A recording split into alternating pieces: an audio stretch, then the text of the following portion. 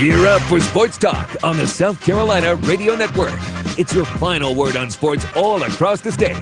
Be a part of tonight's show. Call us at 800-956-7266 or email talkbacksc.com.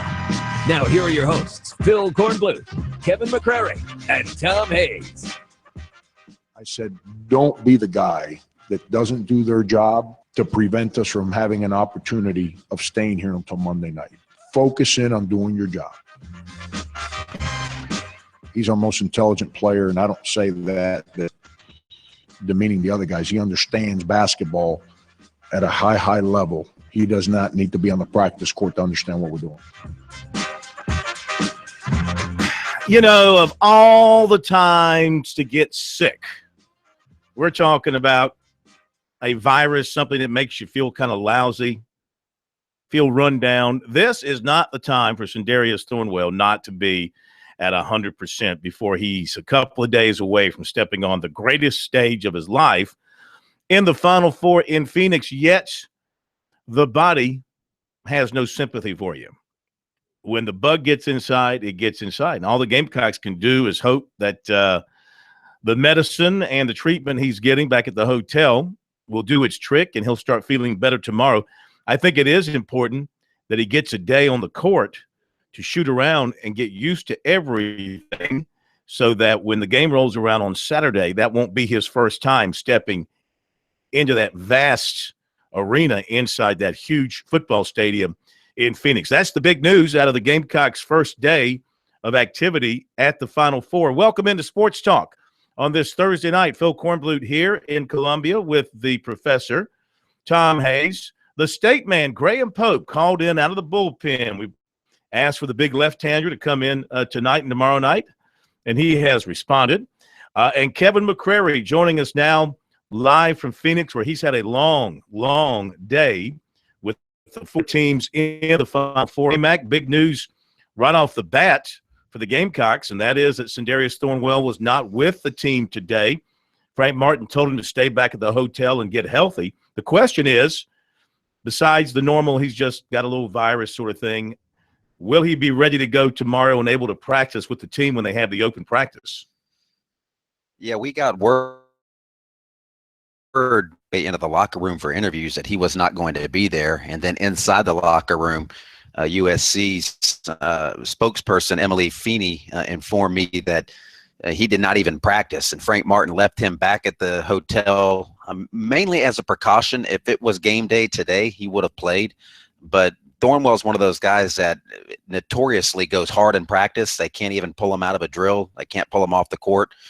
They wanted to make sure that he didn't get in his own way and recover and rest, get some fluids, and he'll be out there tomorrow. I think the biggest thing is really not his preparation. He's going to be mentally and physically ready to play. But like you said, Korn, this is a different venue. And talking to a lot of players, listening to a lot of guys on every team talk about getting used to playing in a football stadium when you're playing basketball. There's going to be 60,000 plus in there. The sight lines are different, but it is the same for every team. That's the one advantage.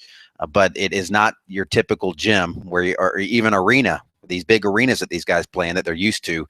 It's going to be a different. You gotta get in there and get some practice time under your belt and just get a feel for the place, K-Mac. If this thing is set up like these arenas of the past, even down below the floor level, players have to step up to get on the court, and the coach sits on a little chair up on the court. Is that what we're looking at? Did you get a chance to go inside and look at the setup for this weekend's games? They did not let us inside the bowl because teams were practicing, and we weren't allowed to watch them. Today it was closed to the media, but you are right. Frank Martin was describing his setup and his stool, and he said he was worried that he might fall down into the pit at one point. So he was adjusting to that as well. But yeah, the players are below the court, and they're almost have that visual, and you've seen it before. It was at Dallas.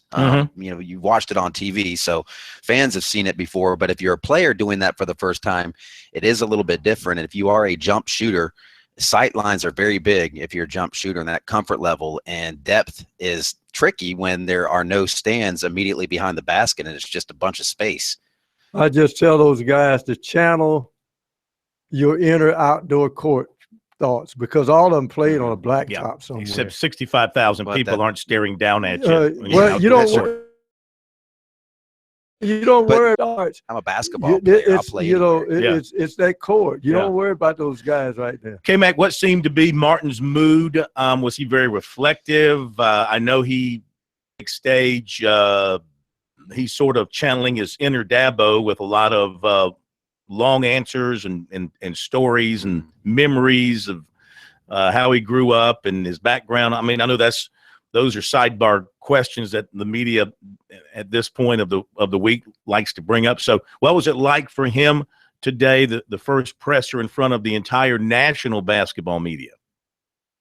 Yeah, I got to say he looked tired to me. I think he's had a whirlwind, not just a few days, but that he is fighting off maybe the same bug Thornwell is, as he quipped. At least he doesn't have to play, but he says he's a little bit under the weather. He was very insightful and gave thoughtful answers to every question today. But I do think this has been a grind for him. I have whether they play till Monday night or Saturday, he's going to go home and take like a 5-day nap. I don't know if he's going to get out of bed for a while, but he's been going at it. He's been preparing. This is new for him as well. He's never been in a Final Four, and he has leaned on coaches. And one thing that he said that Bob Huggins and Billy Donovan both told him independently in separate conversations, that the biggest distraction this week was going to be tickets, and everybody asking for tickets and asking his players for tickets. So that's something that he nipped in the bud right away, trying to make sure that at this point, whether here in Phoenix, they're not getting calls from people trying to get tickets and they're only focused on the game. So believe it or not, tickets are the number one thing that these guys are dealing with right now in terms of distractions. Well, we heard him the other day saying, well, I'm sorry to do this, but in some instances during this week, I'm here to play basketball, or have my team is here to play basketball. Got to get ready to win some games. So people are going to find out that, I'm going to be a SOB about a few things in here. I'll apologize up front. Yeah. All right, stand by, Frank K-Mac. Martin doesn't mind being the SOB. We'll get right back to you here in just a little bit. We'll hear from Martin coming up. Also, the USC women in Dallas, they play tomorrow night.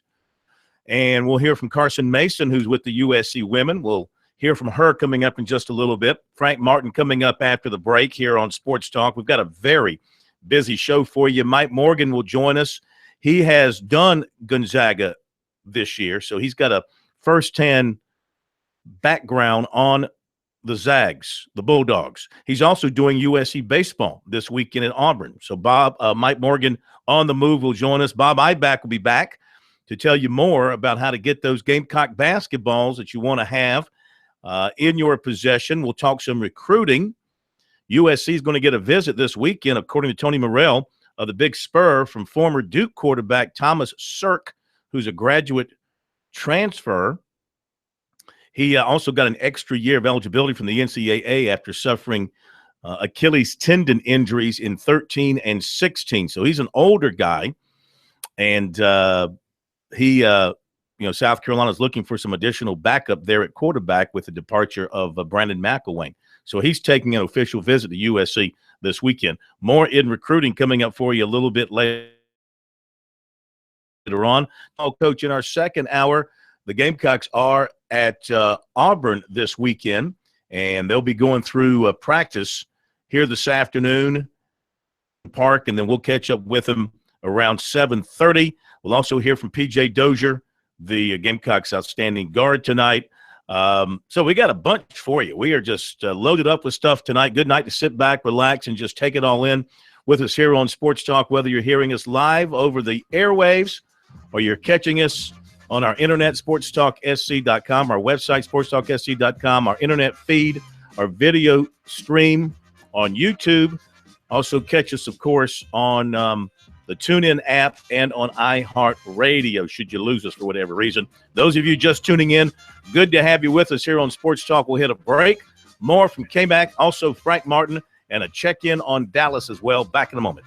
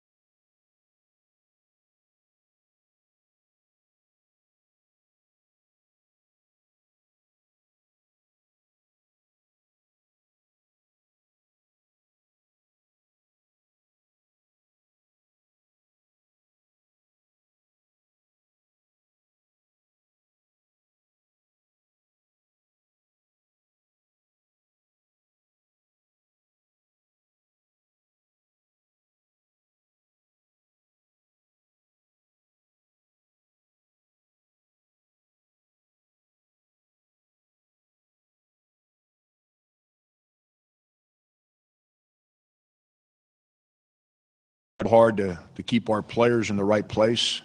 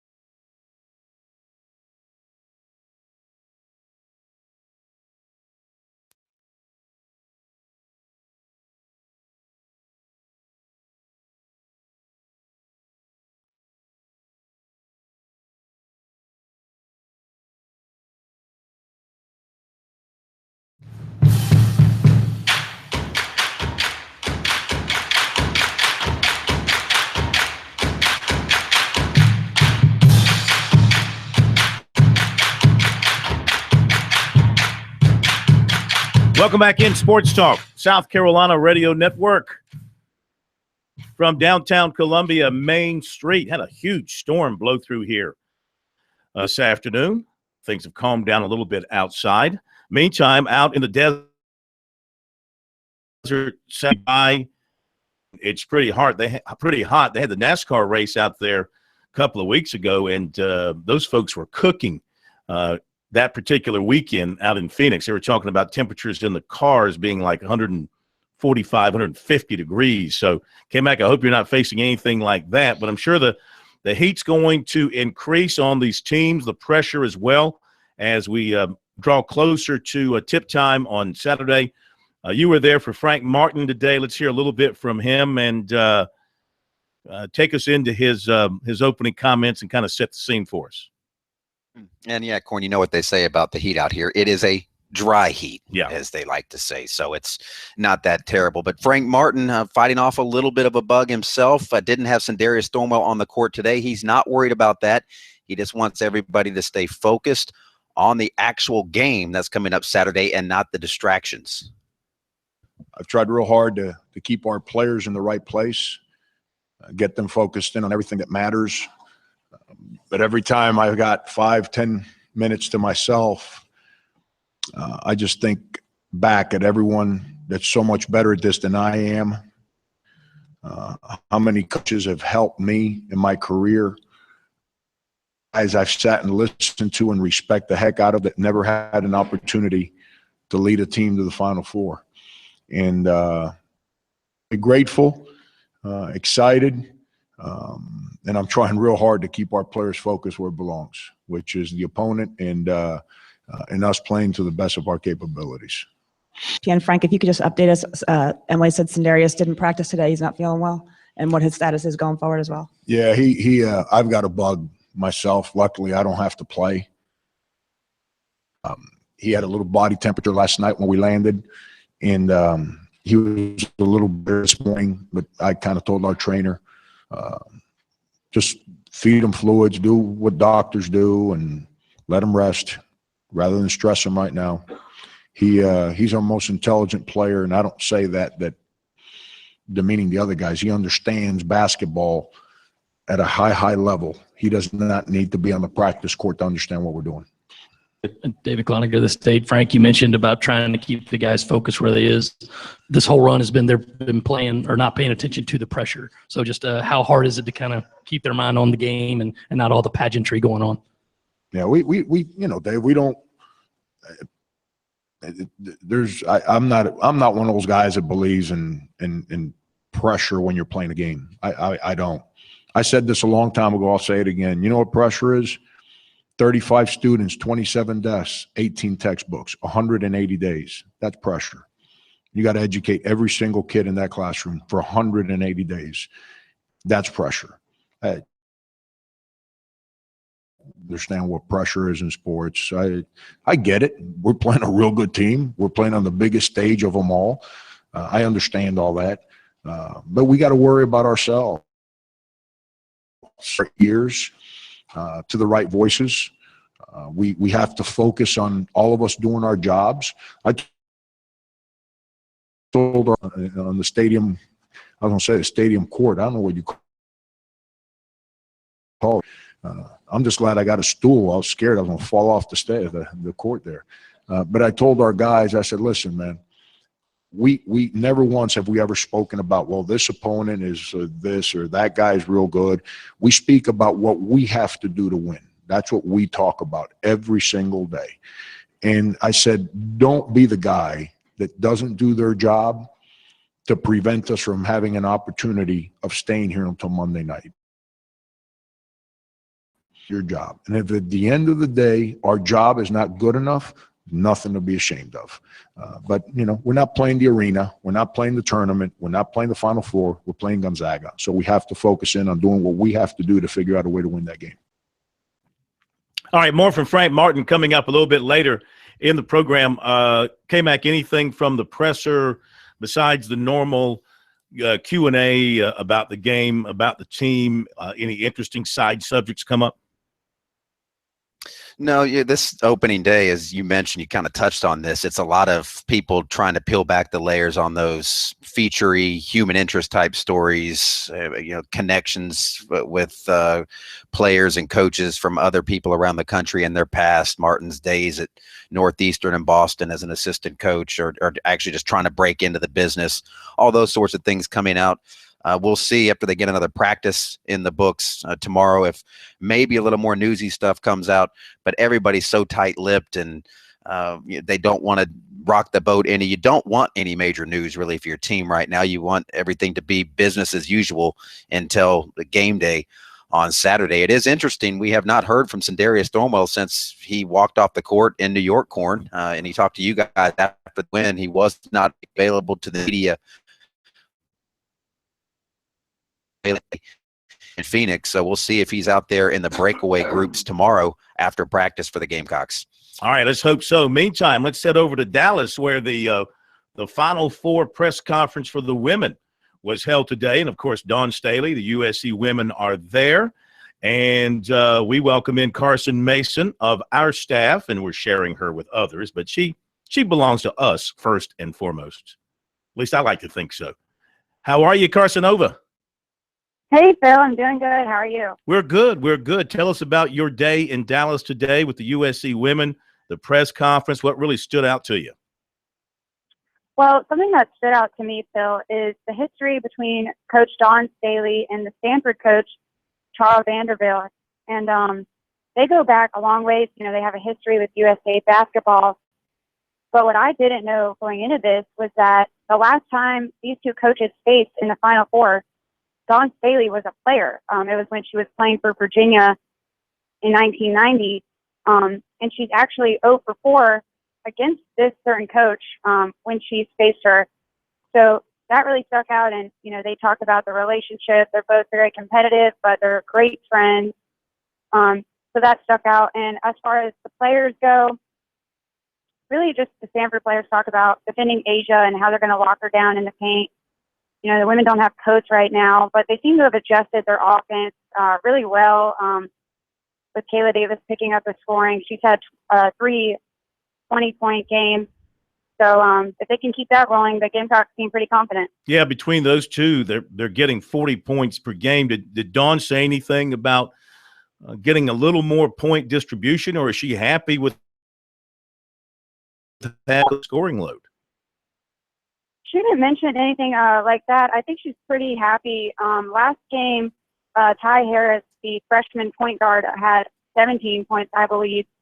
So it looks like they're spreading the ball around, trying to get everyone involved. I know the last game they didn't have as much contributions from the bench as they would like, that with Pliny only scoring 2 points. So they might want to get some of that involved, but mostly she seemed in a great mood, pretty upbeat, and like K-Max said, they focused more on the human interest stories versus breaking down the opponent. USC women, as far as you could tell, they seem pretty loose. I mean, their game's tomorrow night. It's coming up quickly. They seem pretty loose to you? Yeah, everyone seemed great. The only thing I noticed that was a little odd was Alicia Gray had a Band-Aid on her eye, but she said she just got cut. Other than that, everyone seemed to be in good spirits. They went to a rodeo last night, so they were line dancing and having fun in Dallas, but they're in great spirits. Okay, Carson, great job. Thank you, and we'll talk to you tomorrow night.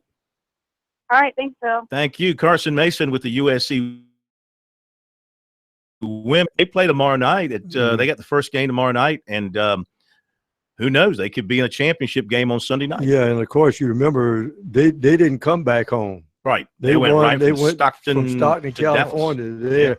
Yeah. It's still in the back of your mind that Dawn Staley is still irritated that she was the #1 seed in that Western Regional in Seattle, and they had to play the second round where? At Stanford. It was the Stanford Regional, and so, but they were the #1 seed. Yes. They've had to have a number of long trips here despite their success. All right, we'll be back. Morgan on the move with some insight on all this coming up next.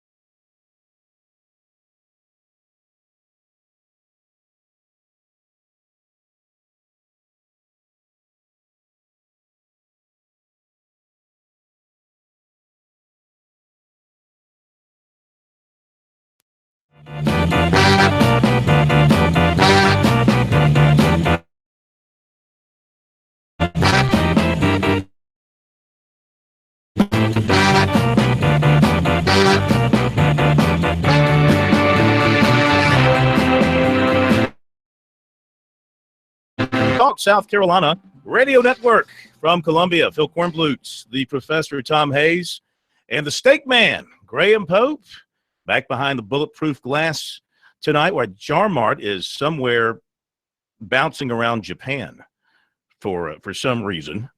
K-Mac is in Phoenix with the Gamecocks. We heard from Carson Mason with the USC women in Dallas. We'll hear more from K-Mac, more on the Gamecock men, including more Frank Martin, PJ Dozier, all coming your way here on Sports Talk in just a little bit. Right now, let's welcome in for another edition of Morgan on the Move. Mike Morgan, brought to you by Play It Again Sports in Columbia, where they've got everything you need in the way of golf equipment, fitness equipment, water sports, and more. And they're at Bauer Parkway in Harbison. And by Founders Federal Credit Union, check out foundersfcu.com and learn how they can assist you in all of your financial needs. Good to have Mikey with us once again, the voice of experience here, because, Mike, you've seen Gonzaga a couple of times this season. Yeah, good to talk to you. I had Gonzaga back Thanksgiving Invitational and had them 2 games. Dick Vitale and I actually worked those, one game against Florida and another game in the championship game. They played Iowa State, which really came down to the wire. It was a really entertaining game, but first of all, it was always a goal of mine to see Gonzaga up close. I've always had a lot of respect for that program and for Mark Few. And I remember asking him back then, is this the best team that you've got? And, of course, he kind of ducked and dodged. I don't think any coach wants to sound too confident that early in the year. But when you watch them play and you see them in person, right away you just realize that this is not your older brother's Gonzaga team. Mm-hmm. And by that I mean this is not a bunch of scrappy mid-major players that overachieve, that shoot well but aren't very athletic. This is a team full of Power 5 school transfers, a McDonald's All-American that's extremely athletic, a big man, and another guy in Kornowski who's a savvy veteran who had to miss a year with injury and is one of the biggest human beings I've ever stood next to in my life. They are legit, and I've been telling people that for about 3 months, and typically you get the same response. Well, they don't play in a strong conference. Come on, I've seen this before with Gonzaga. Again, this is not typical Gonzaga, and obviously they beat a lot of teams before they even played in conference play, and they just kept on beating them in the NCAA tournament. So it'll be a really good matchup on Saturday, there's no doubt. All right, so if South Carolina has an edge matchup-wise, where do you see it? Well, I think South Carolina has an edge matchup-wise in almost any game they play with Sindarius Thornwell, assuming he's 100% and there's nothing nagging him with his illness right now. Thornwell is just a nightmare matchup. He is a 6'5", essentially a 2-guard that plays more like a small forward and at times even a power forward who is a lockdown defender. And there are going to be moments in this Final Four where he is the best player on the floor. I really believe that. So that is the advantage. Outside of that, there's no question. I said this after the Duke game. This is why I thought after the Duke performance, they could certainly beat anybody left in that region. There's nobody that defends better than South Carolina. Where they don't have an advantage is they're going to be smaller. They're going up against a team that does not have a weakness. Is big, they're athletic. They can beat you outside, they can beat you inside. They defend. They're extremely well coached. They don't have a weakness, and so that makes it a very compelling matchup. But I think the way that Frank's got them defending, and as good as Sindarius Thornwell is playing, that's what gives South Carolina a legitimate chance of winning this game. Yeah, it was interesting. I thought West Virginia gave them some headaches, Mike, when they played them. But they play a different style of defense than South Carolina. They seem to cruise as far as the press is concerned. But I imagine he's talked to Bob Huggins. But West Virginia just did not shoot well in that game against Gonzaga because Gonzaga plays great defense as well. I wanted to talk about another subject here. obviously you've been in the press boxes doing the baseball games now, and I sort of get this feeling that around the SEC, there's a lot of quiet smiles going on that we told you our league was undervalued, but you didn't believe us until the tournament started. Are you getting that kind of vibes now in baseball? I guess you could say I've been part of that vibe because I feel like I've been screaming from a mountaintop. Sometimes I've SEC is better in basketball this year. I mean, I've been this for a while, and I've been saying it on other shows and saying it during games and everything else. But honestly, all that is just cheap rhetoric until they prove it in the NCAA tournament. And this was a huge year for the league to be as prominent as they were, to have 3 of the Elite 8, to have a team in the Final Four, which, oh, by the way, was a team that finished, 4th in its own league, which tells you how competitive, particularly the upper half of this conference is. And I think the next chapter is programs like Alabama with Avery, like Auburn with Bruce, like Tennessee with Rick Barnes. They're all on the uptick, and I don't see programs like Florida, Kentucky, and South Carolina going anywhere. And to that end, on the South Carolina thing, I had a chance, the good fortune of being a part of some pretty good moments, 04, 05, 06, those years under Dave Odom, where they went to a tournament, where they won 2 NIT championships. The problem was Dave, for whatever reason, could not capitalize on that.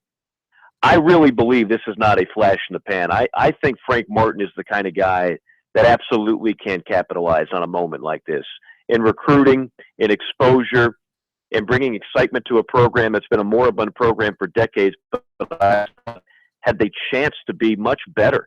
I didn't buy into all the excuses why South Carolina basketball could never be good. I just wasn't buying it. And now Frank has he's taken the lid off. And I think now you'll see, they're not going to be in the Final Four every year. They might not be in the Final Four another 10 years. But I do think they're going to be a much more regular contributor in the NCAA tournament. And that's really all as a fan base you can ask. Yeah. And, still, we also have, and it's because it's USC basketball or Clemson basketball, we just have a hard time believing what's been going on with the Gamecocks. And I had a media guy from here in South Carolina who's pretty close to the program tell me up in New York, hey, if they get by here, that's fine. There's no way, he said, no way South Carolina will win the national championship. They can't beat Gonzaga. They can't beat North Carolina. Obviously, the odds makers feel that way too. They've made Gonzaga a 6.5-point favorite. They see the Gamecocks as the longest of the long shots here. Well, first of all, I would ask, did that same media guy tell you there's no way South Carolina would make a Final Four? My guess is he did, or that's the way he felt. At this point, sure they could. You don't get to the Final Four on a fluke. That's the difference between basketball and some of the other sports. You have to win 4 very difficult games. Think of who they beat. They didn't wind up playing just a bunch of mid-majors that happen to upset other teams. You see sometimes that's the teams deep into it. They get kind of the low. They play Duke in the second round or in the third round, in the fourth round. There's nothing there but really good teams. So to say that they don't have a chance, I think would be a little bit outlandish. Are they the underdog? Sure they are. Absolutely they are. I actually think North Carolina, if I was setting the Vegas odds, that would be my team to pick, not Gonzaga. As high as I am on Gonzaga, I just think North Carolina right now. The point is, reasonable minds can disagree with that. I wouldn't want to play Oregon right now either. All 4 of these teams could win this thing. I think it's almost silly to think otherwise. Okay, Mike, I know you've got USC Auburn baseball this weekend on ESPN. Is it the U? It is the U on Saturday. So you folks the folks out there can go back and forth if they desire to do so. When you see a commercial in the basketball game, you can check out the baseball team. That's right, because you're going to be up against them pretty much same time. I think first pitch is 7 o'clock in your baseball game. Of course, basketball tips at 6. All right, Mike, thank you very much, my friend. Good hearing from you. We appreciate the insight. As always, Morgan on the move here on Sports Talk. Back in a moment.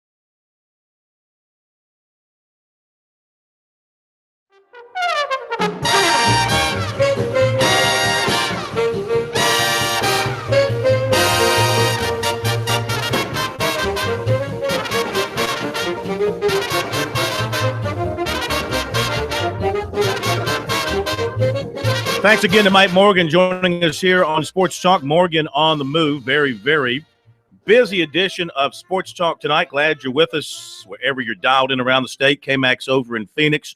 Back to him in a little bit. Recruiting coming up in a moment.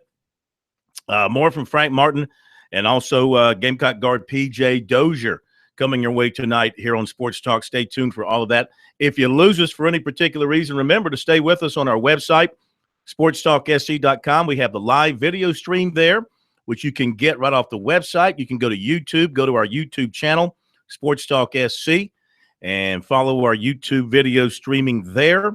You can also get audio feed on our website, as well as from a couple of the apps you can have on your smartphone, your iPad, your laptop, the TuneIn app, and also the iHeart Radio app.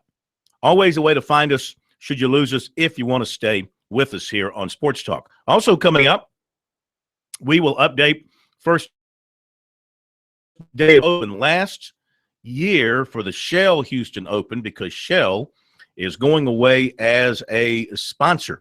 But that means the Masters, of course, is coming up.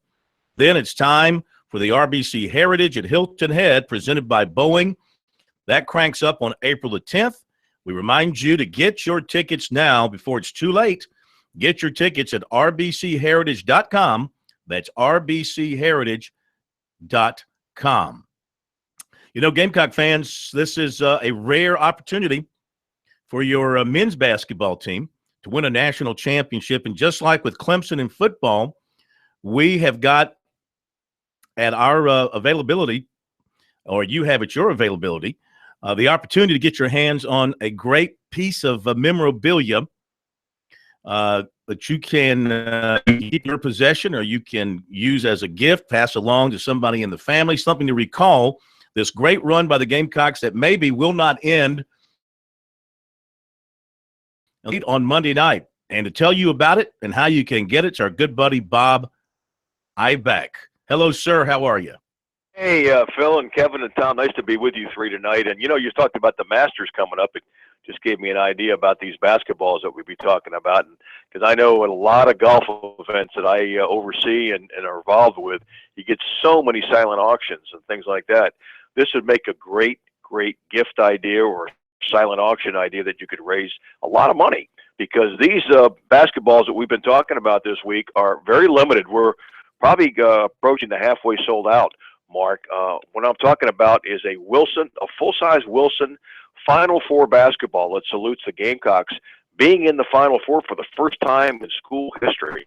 And anytime you do something for the first time and a collectible, it becomes a very valuable piece of sports memorabilia down the road. Now, what we're doing is we're selling these to help out the Boys and Girls Clubs of South Carolina. The money stays in the state. We'll get a lot of cool things done for the Boys and Girls Clubs around the state from the proceeds of these. The basketballs themselves are just $99.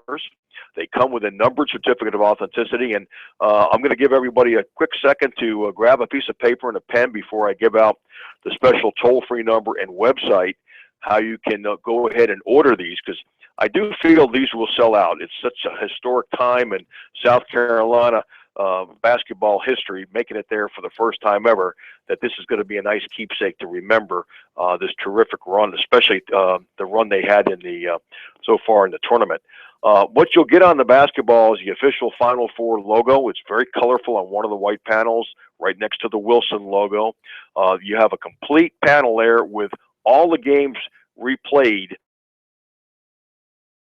and so forth, all put on that one panel. So you get the date of the game, the score, and the opponent. So you'll know exactly how the whole season unfolded right there in chronological order. And then we have another section, which we call the Road to the Final Four. Right in the middle of that has the official school logo. And then on each side of that, the games played in the March tournament. And they certainly had some great success at beating teams like Duke and Baylor and Florida to get ready to play against Gonzaga on Saturday. So those games will be marked up. If they go on to win this thing, 2 more wins, and they get the national championship, we'll add those scores. We'll also say national champions on the basketball. These will not be made until after Monday night. So if you'd like to order these, again, they're about halfway sold out. We got 5,000 that we started out with. We had a great response from your audience the last couple nights. The toll-free number to call is 1-800-345-2868. Again, that's 1-800-345-2868, or simply go to NICOsports.com, N-I-K-C-O-sports.com, N-I-K-C-O-sports.com, and you can see it right there. You can order it online, and like I said before, thinking for some items coming up, you'll have some really great opportunities for, Father's Day coming up and birthdays and things of that nature. I think this will make a great gift idea. And again, for a golf tournament or a charitable church affair, this is a great silent auction item. You go out down the road and maybe get a couple of the autographs from the coach, some of the ball players on there. You really got a nice treasure. Absolutely. Absolutely. We hope you're living all over it. Bob, thank you very much, and we will talk to you tomorrow night as well. That's right. We'll check in again tomorrow night, and thanks again for all the help that you're giving to the Boys and Girls Clubs. Last 4 years, I checked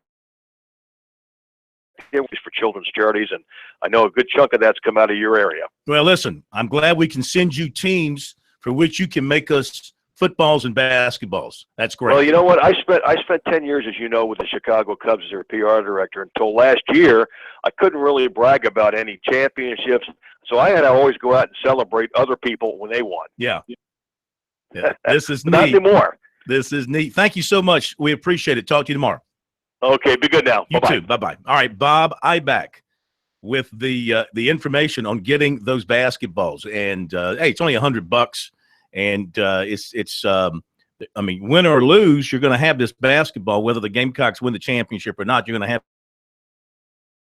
this be all that much nicer. So go ahead and get those things done. Let me jump in before we hit the top.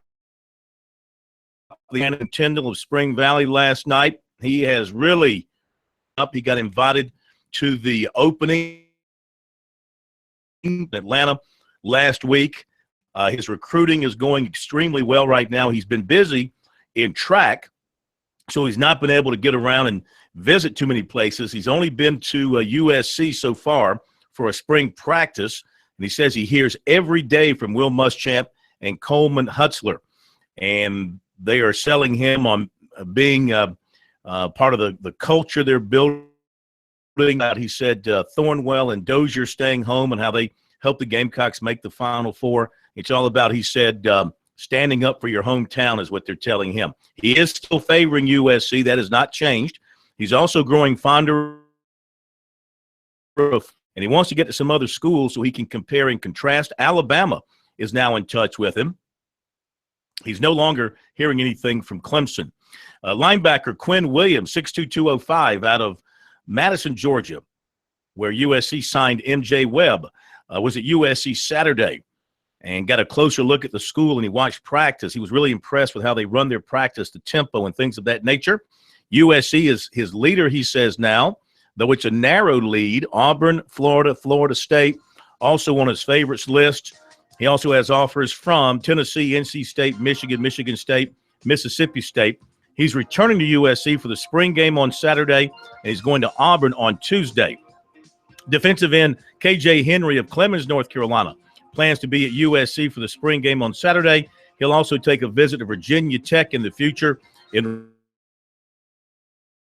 Alabama. USC target receiver Jatavius Harris of Milledgeville, Georgia, was offered by Maryland and Kentucky. He's been favoring USC.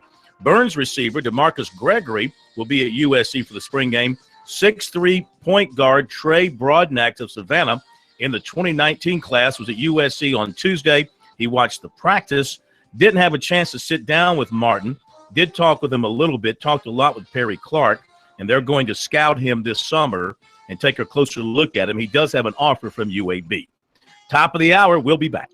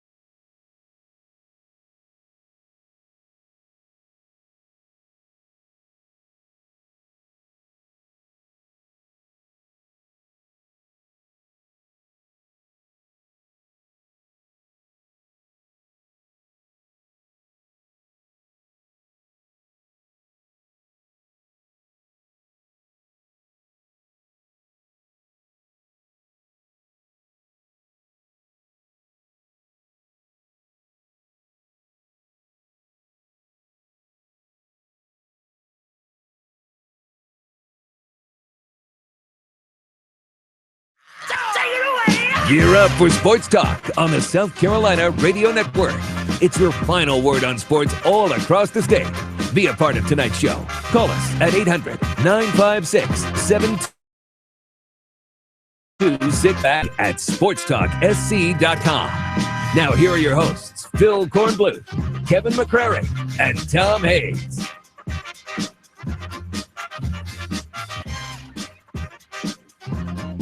Okay, we're back at Sports Talk, South Carolina Radio Network. State Man, have you missed us? I know you have. You're like the prodigal son who's come home again. Is this the right mic? There we go. Yeah, I don't know. I think I still remember the board. Yes, I missed you guys. I think last night Pro Talk for 30 seconds and nobody heard him because he had the wrong button pushed. I think you got the right button pushed this time. Were you behind the glass? He was last night. We were deep in the bullpen last night. It's always a good time watching you guys try to do this back here. Always entertaining. Sorry about that, Pro. Not as easy as you make it sound, State Man. I'll get you through the weekend. How about that? You make it sound so easy. There you go. All right, K-Mac's with us from Phoenix, just watching some highlights here on ESPN of Gonzaga. What do you think about what Mike had to say, K-Mac, taking what he said and combining what we know about Gonzaga? What'd you make of his comments? I don't think there's any question. A team that wins 36 games, I don't care what conference you play in on this level of basketball. We talked about this before the tournament when we were filling out our brackets about how if you see a team that has 30 wins, a good bet is to pick them to win, regardless of what their name is on the front of the jersey. If they win 30-plus games in the regular season, they are a really, really good team. And Gonzaga, they are 36-1. They're special, and they might be from in the northwest part of America and, tucked away there, but they are a good team, and South Carolina's going to have its hands full. I watched them walking out of the locker room, and they're big. I mean, they look like your typical SEC, ACC basketball team. They don't look like any guys from a mid-major, and they're not a mid-major. They're a major program. Yeah. Now, we're going to hear from Dawn Staley, too, from Dallas, and I don't know, maybe the question of the day between the two Final Fours came from her press conference. I'll save it for when we play it. And I want to ask you, one of the burning issues at your Final Four is North Carolina, the ongoing investigation. There was another national story written about that today by, I can't remember who wrote it, for manipulating the system to get to back-to-back Final Fours, while the most egregious academic fraud case in the history of the NCAA looms overhead. Did that come up in the North Carolina presser? In there for Roy Williams' presser, I was doing network stuff, and as we all know, the NCAA does not allow live broadcast on their facility. You can't even do a Facebook Live, a Periscope. You can't even take a video of a press conference and play it an hour later on your website. So I had to leave there. I actually should give a shout out to Level 8 Motorsports, where I am broadcasting just a stone's throw away from the University of Phoenix Stadium. So, Corn, to answer your question, I was not in there when old Roy was facing the media, and I'm sure he gave his old Roy statement. Everybody talks about John Calipari and how slimy he is and what a snake he is, but really, North Carolina has every bit the scandal that John Calipari has ever had. Worse. And he hasn't had a sniff of a scandal at Kentucky. Now, he had some stuff at Memphis. He doesn't need it at Kentucky. He hasn't had anything at Kentucky. Yeah, this is when you're talking about academic scandal, the depth of what's been reported at North Carolina, nothing touches that at this point. Now, Frank Martin, let's get back to Frank. He was on the big stage today with the reporters from all over the country. We heard from him a little while ago talking about his first experience with the Final Four and kind of getting his head wrapped around it. Now he has got to get his team ready for Gonzaga. He's got to deal with the illness of Sindarius Thornwell and other things. And you can lead us into his second piece of commentary from today. Yeah, I mean, Frank Martin begins the second part of our comments talking about what is true pressure. He touched on this in the first part about how teaching to him is what it's all about, and he still views himself as more of a teacher than a basketball coach? I'm an educator. My job's not to pay attention to the scoreboard. My job's to help the young people that are put in front of me so I can help them become better human beings in life, to help them understand. I'll give you a quick example. We lost at K-State to Missouri. And I think I said this yesterday or the day before. It's just stuff that I reminisce about. And we were both top 10 in the country. And we're national TV game. I walk in and there's a room like this and there's a whole lot more people there than there are right now. And the first question out of a gentleman's name was like, now that you think that you can get your team's attention, kind of felt like saying, you can't be this, you know what? That's what I felt like saying. Both teams are top 10 in the country, and it's a one-possession game that's won in the last 10 seconds of the game. It's not because the team's not listening to their coach. But the good Lord dropped a thought in my head, and I said, if I were to follow your logic, then I would only teach my students on the days they fail the test. And it kind of it diffused me. That way it took the nonsense of losing a game out of it, and it made it real for me. And we went on with the press conference, which obviously didn't last much longer because no one knew what to ask me after that one. Kevin McCrary, South Carolina Radio Network. You said you've leaned on Bob Huggins and Billy Donovan to help prepare you for your first Final Four. What was their advice to you? We didn't talk basketball. We talked about all the stuff that kind of prevents you from focusing in on basketball, and how they managed it and the mistakes they made in their first time through and how they tried to adjust it every single time that they've both been fortunate to be a part of it. And so I've tried my best. I can't do it the way Hugs does it. I can't do it the way Billy D did it.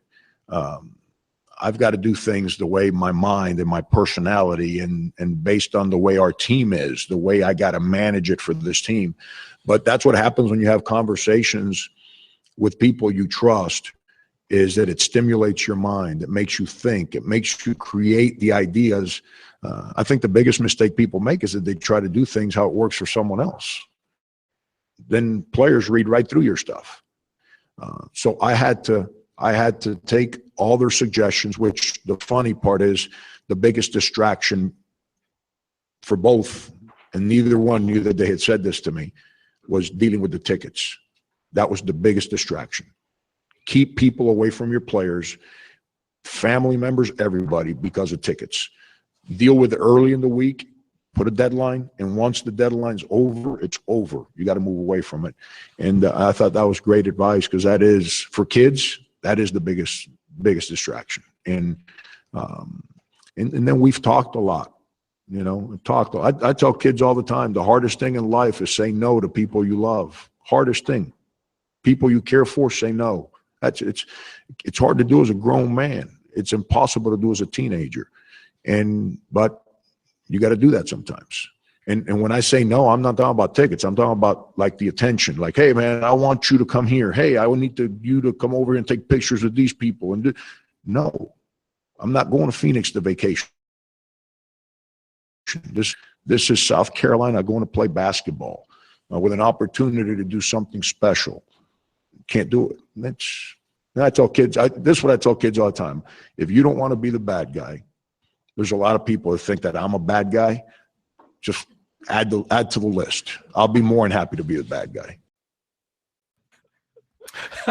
All right, Frank Martin from his press conference earlier today in Phoenix. All four teams at the arena today, going through pressers and getting a chance to practice for the first time on the floor. I'm reading the transcript of the Roy Williams presser.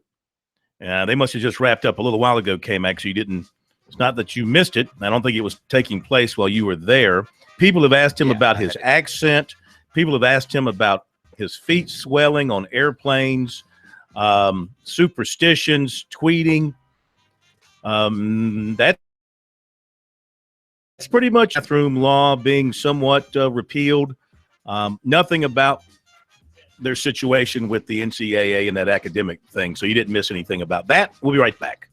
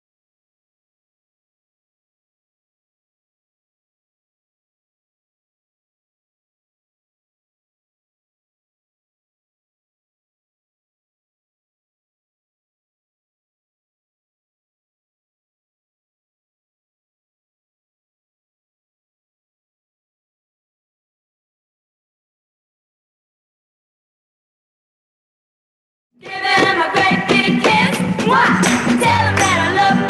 Tell him that I care. Tell him that I'll always be there. What color are his eyes? I don't know. He's always wearing shades. Is he tall? All right, coming up in a few minutes, we'll be joined by USC baseball coach Chad Holbrook live from Auburn. That should be a heck of a series. Auburn's having a good year so far. The Gamecocks hope to hit it out of the park, and you can as well.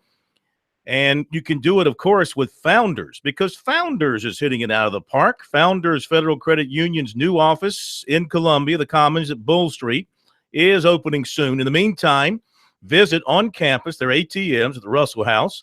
Visit relaxjoinfounders.com to see if you qualify for membership. K-Mac is in Phoenix with the Gamecocks. PJ Dozier. K-Mac, you had a chance to get into the locker room today before they hit the courts and mingle around with all the players. Looked like there was quite a crowd of media in there, and you singled out P.J. Dozier. Yeah, well, me and a 500,000 other people singled out P.J. Dozier, who is the second Dozier to play in the Final Four. His sister a couple of years ago, Asia Dozier, also played in the Final Four, and we all know about the lineage there in the Dozier family, some great athletes and basketball players. But PJ, looking forward to his first experience on this big stage. Of course, you got to get the feel for the rims, the feel for the court. But other than that, you know, we got to just come out there and make shots. How do you avoid not? It's been amazing, man. It's amazing. I mean, I really don't have any other words for it. But I don't know. It's hard to take in right now because we have more basketball to play, and we know that, and that's why we're still, you know, we're focused on and they take it all in a little bit later. No, I have not seen Columbia like this. It's amazing to be able to be on the plane before we take off and see that back at, you know, Columbia on campus. We have our fans going crazy, jumping in the fountains. You know, it's amazing, man. This is what you live for, you know, and our support system, you know, around the city, around the country is amazing. So we just thank everybody that comes out and support. Not how you turn it into is it a basketball school now, not a football school? Hey, you know, our football team's still great. You know, we love attending the football games. The support that the football team has is amazing. You know, so we're just glad that we can add on to that excitement, you know, year round. How special is it with your dad? I mean, the Dozier name in South Carolina, and to be in this, your dad and your uncle and sister playing there. I mean, just how special has it been? It's special, man. It's special. It makes it that much better. You know, to be able to enjoy it with your family. You know, and having that experience to come to the games early on and watching my sister play. You know, it's amazing. You know, she had a Final Four run. You know, so I'm just trying to get the bragging rights and make it a little bit further than she did. You guys haven't snuck it. I mean, big teams handle it. Right. But you're the lowest remaining seed in the tournament. You guys not like the term Cinderella? I don't know. I don't think we really pay too much attention to it. You know, that's y'all guys' job. You know, to make it sound really good, and we appreciate it. So you know, we leave that up to y'all, and we focus on the next game at hand. Do you guys consider yourselves that? I mean, or you just consider yourself a team that's just kind of beating people well? Yeah, we consider ourselves a great team. A great team. You know, we're amongst the greatest teams. You know, here at the Final Four, and we know anybody that's playing now at this time of year, you know, they have the right. They've earned the right and to deserve to be called a great team. And you know, we're just glad that we have the opportunity to have our a little bit. Do they remind you of any team that you guys have faced this season?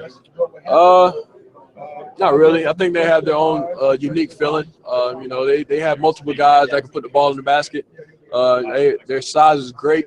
You know, so we know we got a great team that we'll be playing against Saturday.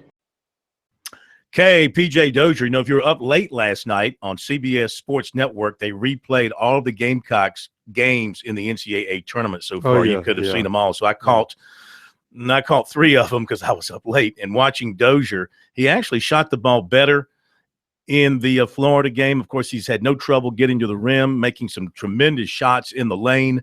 If he gets that outside shot going with any consistency, he's a real dangerous offensive player. All right, we go from Phoenix to Dallas, where the USC women are getting ready to play tomorrow night against Stanford. Dawn Staley talking with the media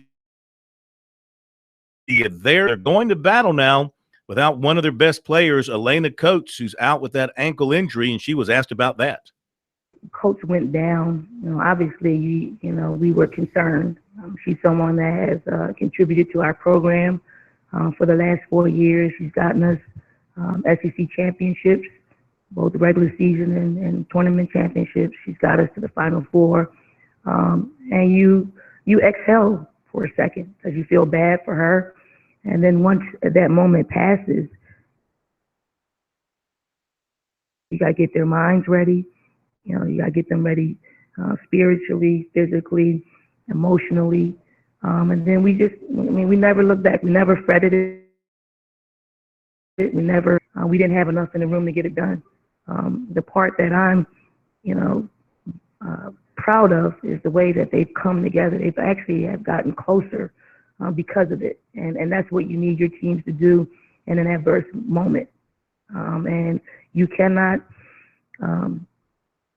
you can't foresee, the chemistry part of it. A lot of what we're doing is because of the closeness of this team, because of Elena's injury, and that's how you want your team to respond.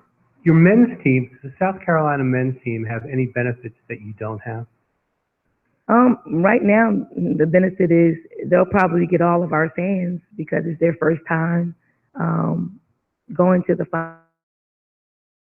Final Four. As far as its program benefits, no, we pretty much get what we want. It may be different. We get what we want in order for us to be successful, and that's what's great about our administrators, from our president to our AD, to our janitors. We get the same ovation as anybody on campus, not just basketball, football, women's soccer, tennis.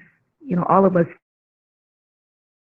feel like at our university. And when you can make somebody feel that special all the time, it leads to being successful.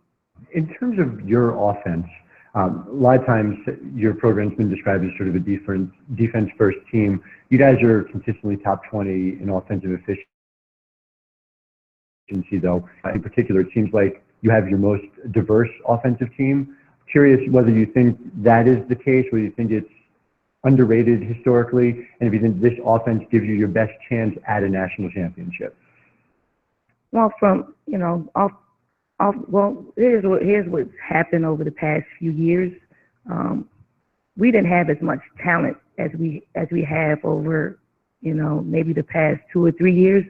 So we had to do it with defense and rebounding. So we build our program on just that because of the personnel that we have.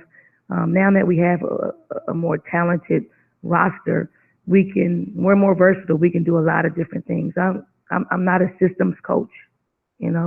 I play off the personnel that we have, and we put them in positions to be effective.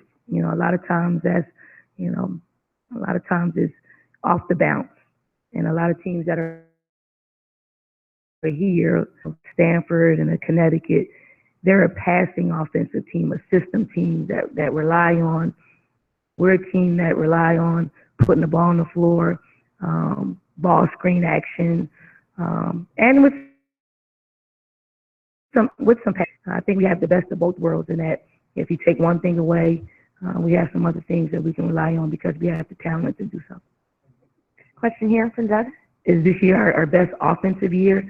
I think we've been put in a situation where we've had to make adjustments, and when you've made adjustments and they work out, it seems pretty good.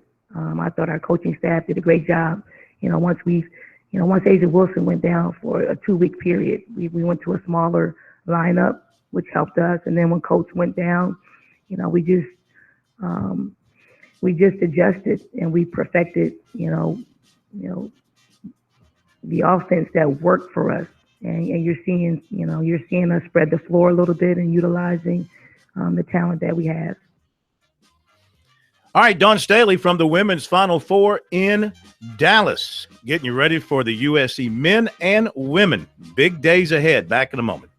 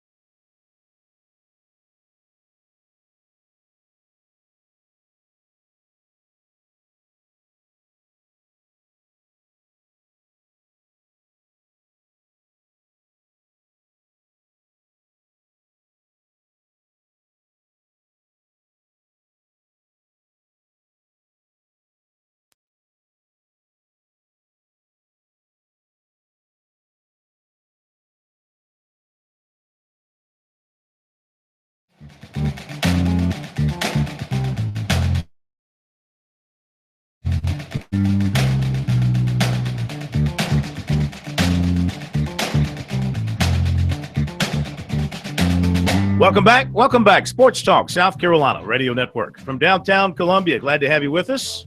Wherever you are around the state tonight, always enjoy having you part of Sports Talk. It's been a busy, busy night, all this basketball talk. Let's talk some baseball.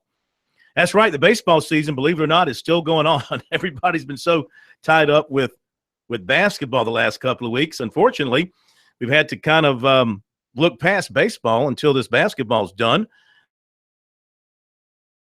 But we'll be hard to hear soon. But the baseball season continues, and USC's having a great run as we welcome in Gamecock baseball coach Chad Holbrook. Are you missing us? Are you missing most of the media out there while we're chasing the Gamecock basketball teams? No, I miss you. I miss the media a little bit, but I don't miss all the talk, and it's nice to kind of be obscure and concentrate on getting better and trying to win a few games.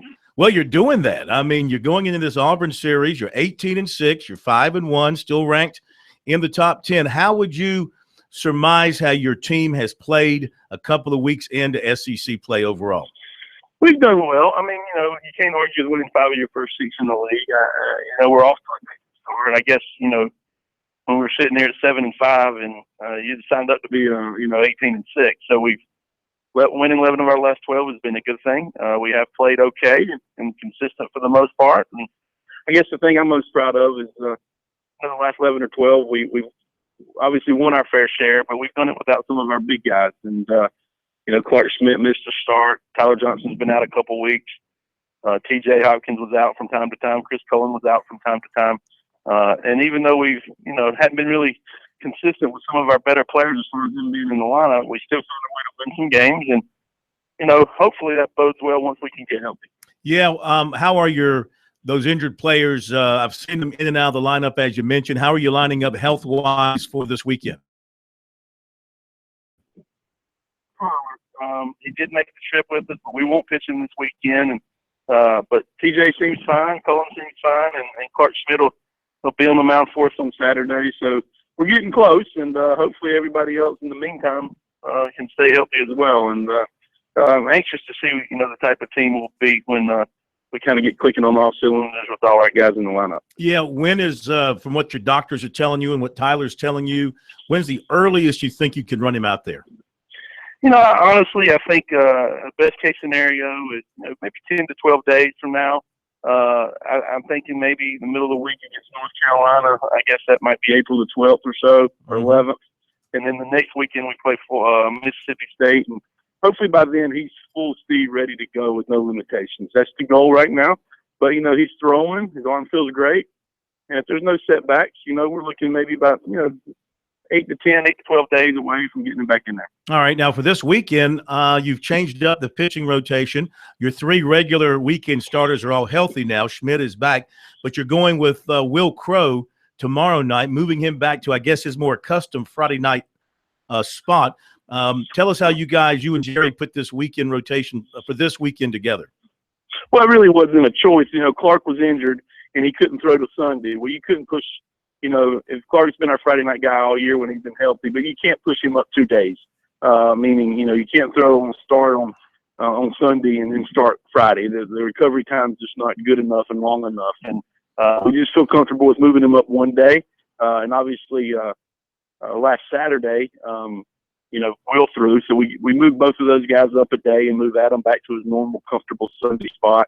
We're getting close to being in that the comfort zone where we started the year. And that's kind of the thought process. It wasn't anything from a strategy standpoint. It was when are our best guys fresh at the first part of the weekend, and we needed to give Clark, his regular time to recover, and Will as well. So hopefully we'll be rested and ready to go this weekend.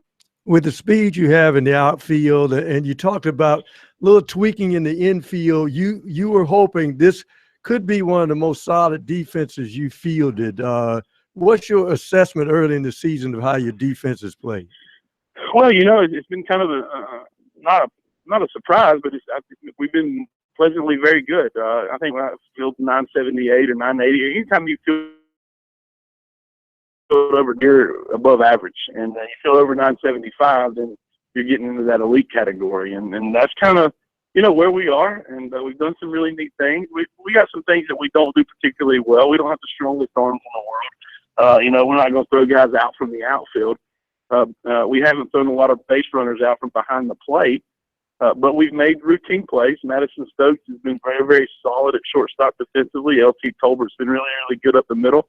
Our center fielders can really run with anybody, both Danny Blair and TJ Hawkins, so they've been able to track some balls down in the gaps for us. And, if you're strong up the middle, you got a chance to be a pretty good defensive team. And then you throw Jonah Bright in at third base, who I think maybe the best defensive third. I think he's a pretty good defensive team. We've done okay. We've made a few mistakes here and there, but I'm not very high.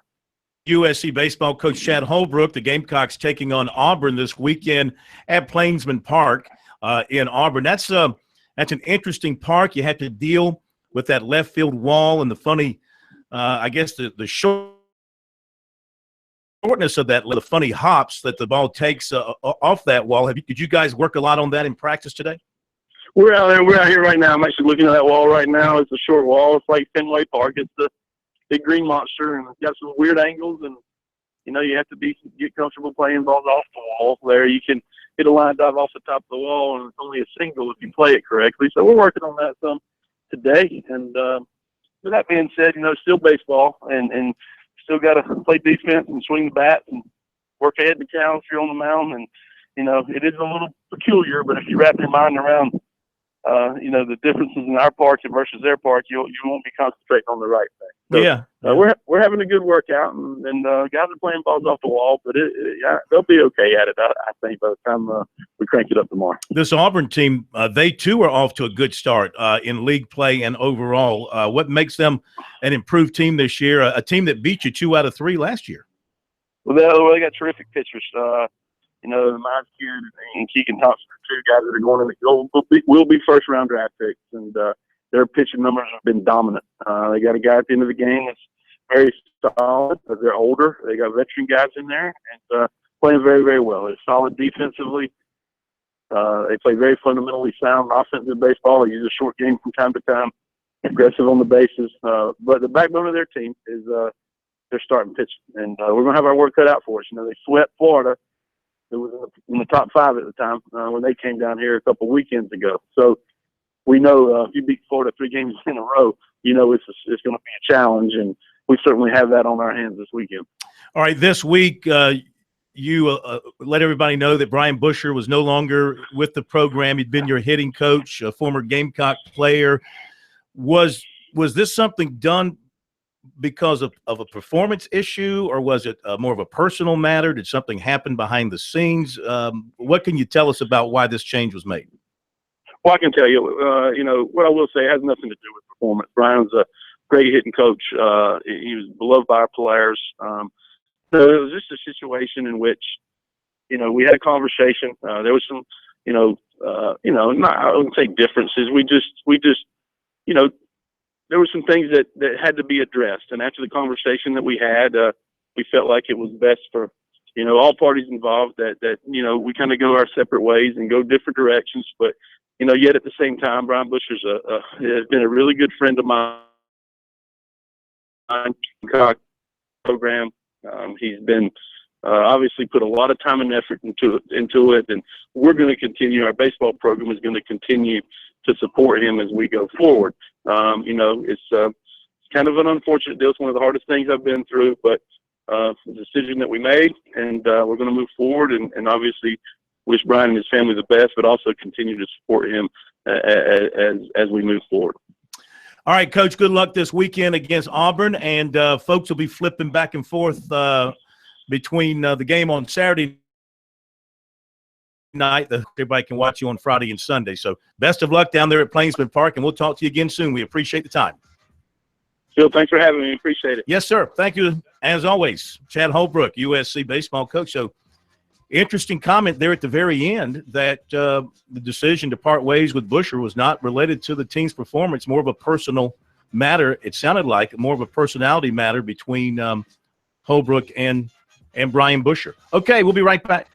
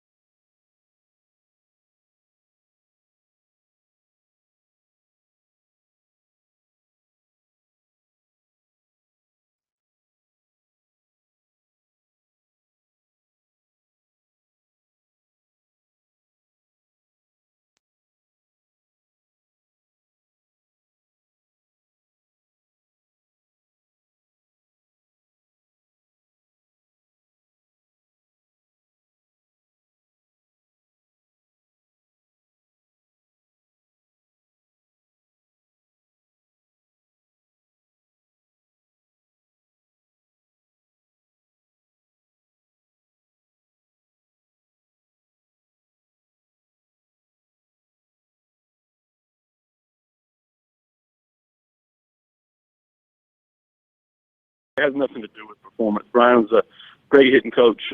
He was beloved by our players. It was just a situation in which, we had a conversation. There was some, I wouldn't say differences. We just, there were some things that had to be addressed. And after the conversation that we had, we felt like it was best for, all parties involved that we kind of go our separate ways and go different directions. But, yet at the same time, Brian Busher's has been a really good friend of mine. He's a very loyal Gamecock.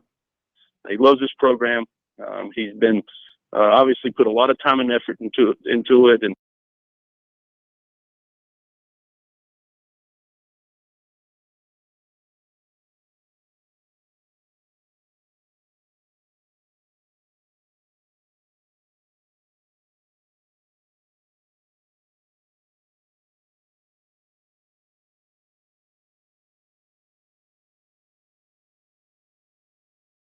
Because of a performance issue, or was it more of a person's?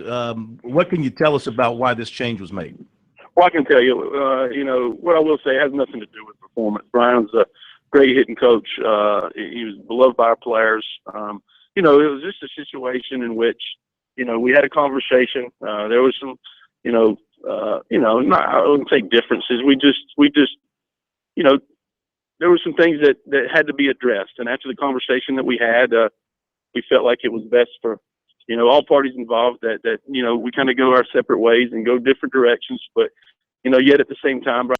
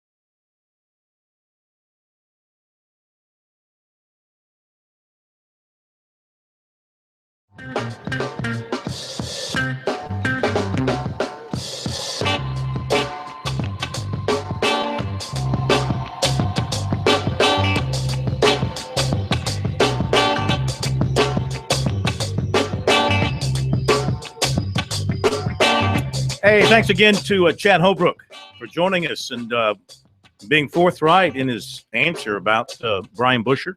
Not performance related, apparently some kind of a disagreement, personality, something was brewing between them, and felt like he had to make a change there. So the Gamecocks will move forward for the time being without any designated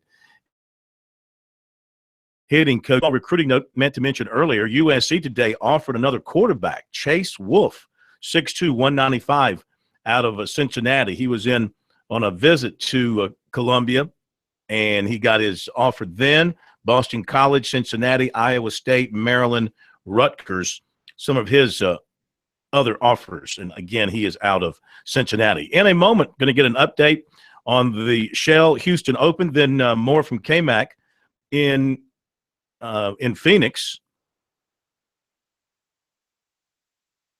In the Forestry Commission, I want to remind you, insects and disease, hundreds of miles in fires and campsites, neighborhoods, and state and national parks. Help protect the trees you love by purchasing firewood at or near where you burn it. For more information, visit don'tmovefirewood.org. Let's welcome in to Sports Talk.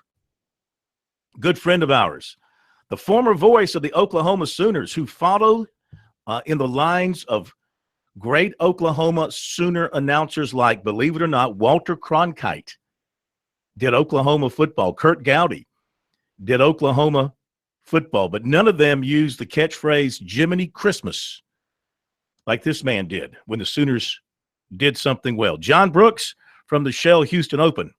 Always a pleasure to have you with us. Intro. So, I mean, wouldn't make any difference what I say now, because I can do the mumble jumble bit, and everybody say, well, he was so overwhelmed with that introduction that the guy couldn't talk. So I'm clear no matter what, Phil. That's why I like you. That curtain's coming down, my man, after after 31 years. Yeah. Yeah. Or you know this, but and that is a long time for any sponsor to stay on the tour. They are dropping the sponsorship. If no one came on board, they would contractually need to do it in 18. But I think probably what's going to happen is 2 or 3 months, Houston Golf Association will probably have a press conference and announce who the new one is. But anyway, that's a long time, and I was here for 5 years, the independent, the Big I before then. So yes, 31 years, and we've done a lot of them. Today's an interesting day, and I know you love golf, and you know what it's like after a heavy rainstorm if you play the next day, and that's what happened here on Wednesday. The Pro-Am was rained out, around 10 o'clock in the morning on Wednesday, just a deluge. And so this morning, it was still, pretty muddy. It dried up at the end of the day, but it was still wet and muddy this morning. So they had the lift and wipe rule, and it played a big part in Ricky Fowler's jump out of the gate. He started on the backside. He's the leader at my 1-stroke lead over Sun Kang, the Korean. But early, and I got an interesting cut here with him that's short, Phil, but you'll appreciate it from the standpoint that sometimes, even though things aren't the way you'd really like it to play, sometimes the rules allow you to do some things that help. So here's the cut. I was fortunate enough to take advantage of the par threes, played them 3 under, and managed my way around nicely with mud balls all day, as everyone else did. The golf course was gettable, but tough when you're playing in those kinds of conditions with mud hands. But once you get into some longer shots, long irons to potentially woods going for par 5s and 2, it becomes a bit dicey. Got fortunate on number 10, my first hole, ball plugged in the fairway, and was able to pick it up, clean it, and start off with a nice birdie. So, like I said, took advantage of the par threes, and then I was able to manage my way around after that. Yeah, 31, and his very first shot, he got to pick it up and wipe it off. And I guess that was, I guess you could say that was a pretty good omen, wouldn't you? I would agree with that. Picking up and wiping off your golf ball, I thought that was just normal part of a round. I thought you could do that all the time. Well, sometimes, but there are times where you cannot do that. And not talking about you. Not the way I play the game. Yes. Sorry. Yeah. I completely okay, you try. Yeah. Let me run your South Carolinians real quick, okay? Got this Glover and Ben Martin. They both had 75s today. Probably the same for Mark Anderson. He has a hole to play. He's +2. Scott Brown from Macon, he might make it. He's at 71. But the big guy who last year finished in a tie for 5th, and he's tied for 5th after the opening round. He's in well.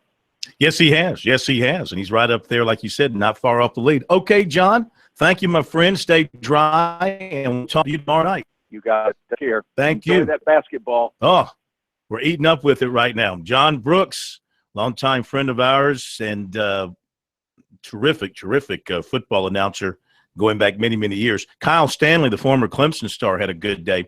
6 under 66 for him after the first round. All right, back to K-Mac in Phoenix. What is the schedule for tomorrow? I know practices are open to the public. I imagine there's going to be many thousands of people out there. What's the plan for the Gamecocks and the other teams tomorrow? Yeah, the Gamecocks will practice early tomorrow. They're going to have an open practice, and that's going to happen. I'm still adjusting to now a 3-hour time difference, Corn. Yeah. But the Gamecocks will practice at 10:15 my time, so that's 11:12, 1:15 your time. The Gamecocks will be out there working out. It will be an open practice, and then we will talk to Frank Martin and a couple of players after, so we'll have some fresh stuff, and then Gonzaga will go after that. So they have since they're the early game, they are going first tomorrow, and they went first today as well, and Oregon and North Carolina Carolina have. Yeah, I think it's going to be a very busy day out there with the practices. And have you seen a lot of I know you've been inside quite a bit, and you're kind of in a remote area out there at the arena, the stadium. But have you seen many Gamecock fans floating around town? Yeah, because this is so far removed, as you know, Corn, you've been out here before. Phoenix is a very, very big city. It has, Phoenix proper is a small downtown, and then it just sprawls out from there. So we're actually in Glendale.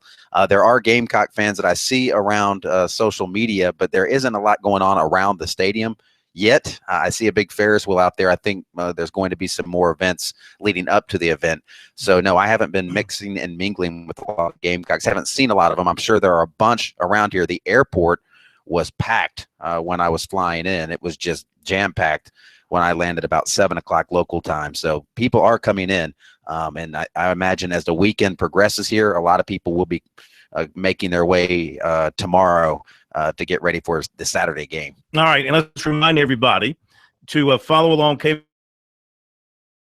KMaxCover.com on Twitter at SportsTalkSC, and also his personal one-on-one Twitter, which is KMac will soon be murdered? No, what is it? KMac must. Yeah, KMac must die. Oh, but KMac will soon be murdered. That's I hope that doesn't happen. No, we don't want that to happen. I guess at least not in a foreign land. Ironic. At least not way out there in the desert Southwest where the buzzards will pick you apart. Never find me out here. Well, South Carolina might have gotten a good omen today. It's not always a bad omen, but sometimes it's the kiss of death, and that is the coach of the year in college basketball is Mark Few. Yeah. And a lot of times you get that coach of the year award, and the next game. Sindarius Thornwell going to do the Michael Jordan thing, man. He's going to come back from a case of the flu and score like 45 points, huh? I think it's by Sindarius, a flu game. I'm sorry, we lost you there.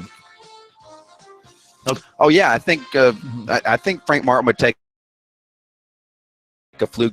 What? Let's just hope he's healthy and able to practice tomorrow. All right, K-Mac, have a good night. Thanks for being with us, everybody. We'll see you tomorrow.